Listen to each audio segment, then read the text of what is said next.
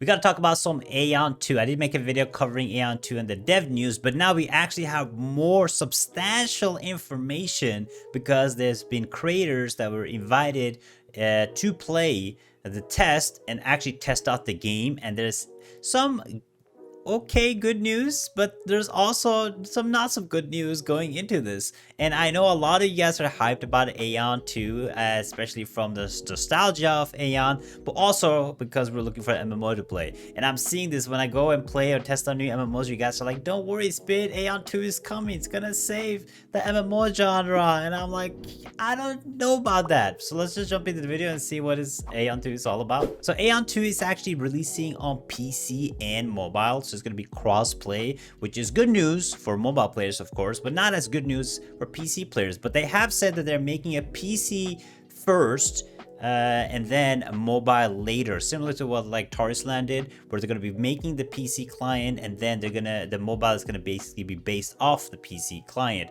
Usually it's all the way around to make it like mobile friendly, but that's the idea of Aion 2, or at least that's what they're saying. Now, overall, again, it is good that it's coming for both PC and mobile because we'll get more players, of course, but of course it won't be as complex as PC players. Now we're going to talk about the monetization. I want to go with the monetization, then we're going to talk about some gameplay, then we're going to talk about gear progression and the content of the game, but we got to talk about the overall impressions of the monetization. Now it is a closed test, so it's not sure that they're going to show all the pay to win mechanics in a closed test. They usually don't do it. They actually wait for the launch and then they add more and more stuff, and we might get something different from Korea. But the monetization is right now is cosmetics. Just like outfits, wings, skins, not like wings with stats, and you can buy a currency in the game, but usually you just use it to buy cosmetic items. However, there is, or like I said, there is a shop, a diamond shop, which you can use for convenience items like revives and dungeon entry recharges, which in my opinion automatically leads to some kind of pay to win mechanic or pay to progress mechanic, because if you can enter more dungeons and do more content than everybody else by paying money, that is already a sign of pay to win. Now we haven't seen any gacha yet or from the closed test, but there is a chance that more of these monetizations will be added to the game. But right now the only pay to win straight up is the revives and the dungeon recharges, so you can enter more dungeons. So that is the pay to win so far. It might change, we might get something else for global too, but in the beta that's what they showed. When it comes to the customization, the character customization, everybody's been saying that it's really good. It's one of the best customization options that they've seen in MMOs. The way to customize your character, you know, change your appearance, you know, change your body shape, it was really good. However, the outfit quality, where you can actually buy skins in the cash shop, was poor. So basically it was really good, the amount of cool outfits that you could get. So hopefully maybe they will swap that out. So again, good customization of the way to design your character, but not as good outfits and stuff to you know, complement your design so far. The wings, again, you can buy the skins of the wings, but you can also craft them in game, and it also gives you a collection bonus. Now I'm not sure if the collection bonus is just like an achievement award or if it's actually a stat bonus, but you can fly around with the wings. There's going to be a stamina bar for flying, and you have fall damage, so if you mismanage your stamina, you're dead.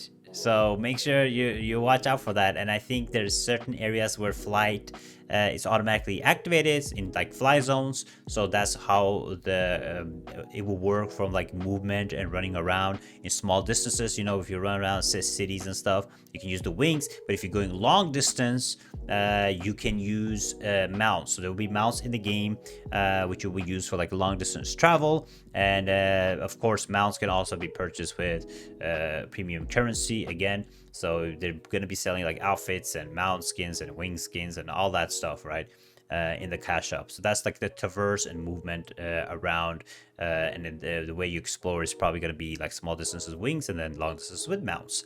And then when it comes to the gameplay and UI, now the UI, from what I'm hearing, is very mobile like. Many people have also compared it to Throne Liberty. You have like the quests on the right side, which makes sense because as a mobile player, you probably hold it like this and you click on the quest, boom, boom, boom, right? And the quest actually has auto pathing. Yes, there's auto pathing in the game. So you will click a quest and your character will move automatically to that quest. There's auto completion of the quest too, but there's no auto combat. So there's auto pathing, auto completion with the quest, but no auto combat. So if there's monsters to kill and stuff to do, you actually have to do it manually. You move around or with your PC or whatever. But if there's a quest, you just tap the quest and it will finish it or move to where you're supposed to go. So yes, so some mobile features. I know some. I think Black Desert has auto pathing too, right? So auto pathing, but no auto combat. So that's actually at least good that there's no auto combat. Now, when it comes to the skills, how many skills you have, you will have up to 8 skills plus extra combo skills and evasion and dodge skills and stuff. It's not too much, not a big bar of skills, but with the combinations of stuff, it could be complex. But again, they have to cater to the mobile client, the mobile players too. So they put it a little bit small, and for like casual players and stuff. So 8 skills is what you're gonna get, plus like combo skills and evasion skills, because the combat is based off like doing combos and stuff, and moving and dodging is extremely important in the game. So 8 skills is what you're gonna get. And you can use skills are upgraded with using points and unlock additional effects. So yeah, so we have, that's like the main stuff when it comes to the combat. And then you can have both target combat, very similar to like Throne Liberty. You can have an action mode combat camera, where the whole game moves with you if you move your mouse, or you have the free camera, which is a classic mode where you actually turn around your camera and stuff yourself. So you can select between it, and probably select between it on mobile too, but you'll have the 2 different camera modes that you guys can use. And then the game does have, the combat is based off like your positioning and stuff. So you have backstab damage like a lot of MMOs have, where you do more damage when you hit from behind. Mana management via auto attacks, you gain mana by using skills, so you have to manage your mana. It's going to be extremely important. And then you need to dodge the mechanics, extremely important. You get punished if you stand still, and you need to use the chain skill combo, so it will like pop up certain things on your screen. For some of you guys are probably used to it from Aion 1, but there's going to be like combos and stuff that you have to do more damage. And then the game seems to cater to both PvE and PvP players. There's going to be insane amount of dungeons that you guys can do, and then of course you have to use the pay-to-win recharge stones to actually do all of these dungeons. But it also has an Abyss PvP mode, so it'll be good catering to PvP players too.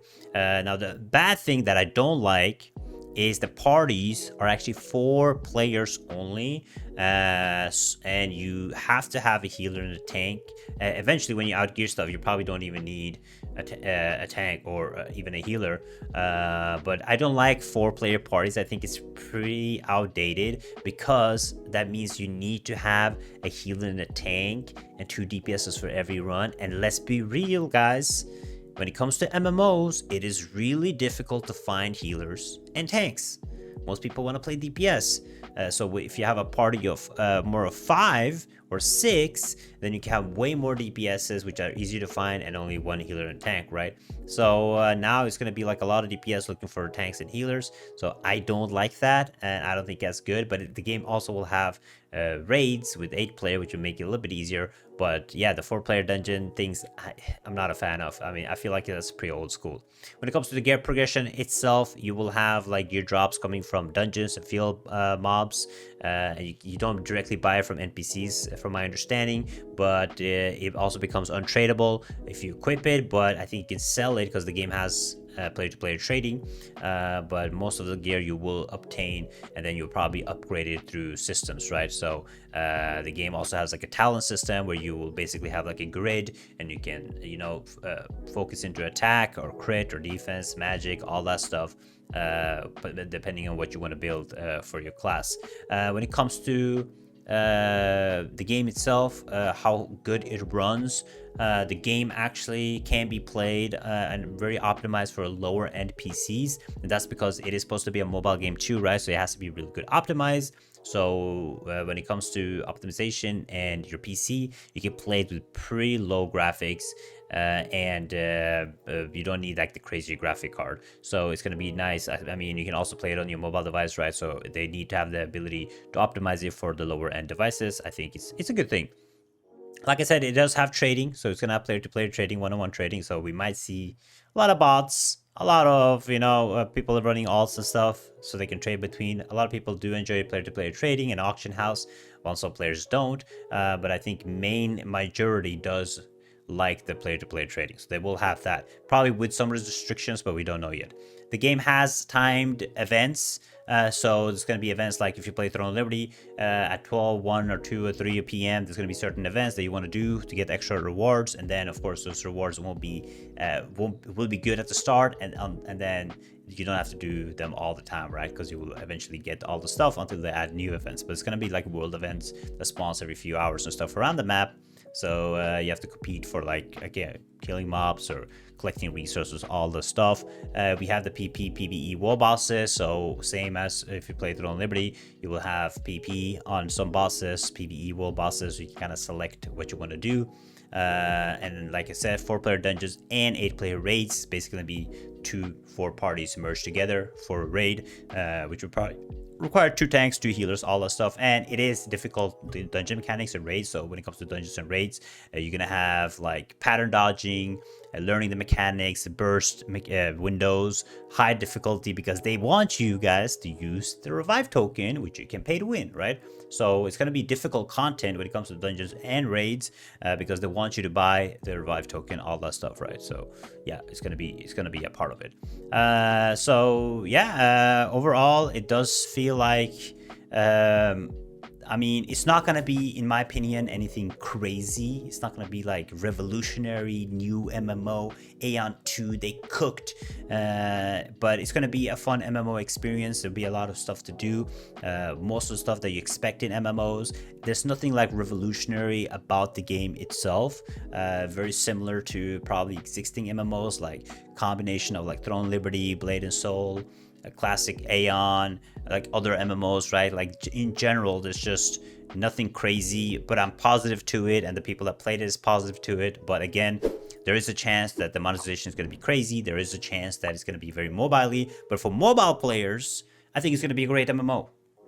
So if you're a mobile player, I would give it a high rating for mobile player. For PC, it's not going to be like, you're not going to probably spend years playing it. I mean, I see this having a shelf life of, if lucky, a year for PC players at least.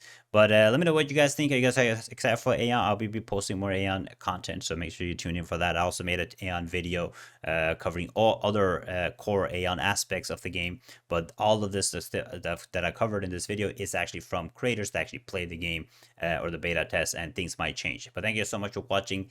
Let me know what you guys think. Check out the video right here, and I'll see you guys next time. Bye bye.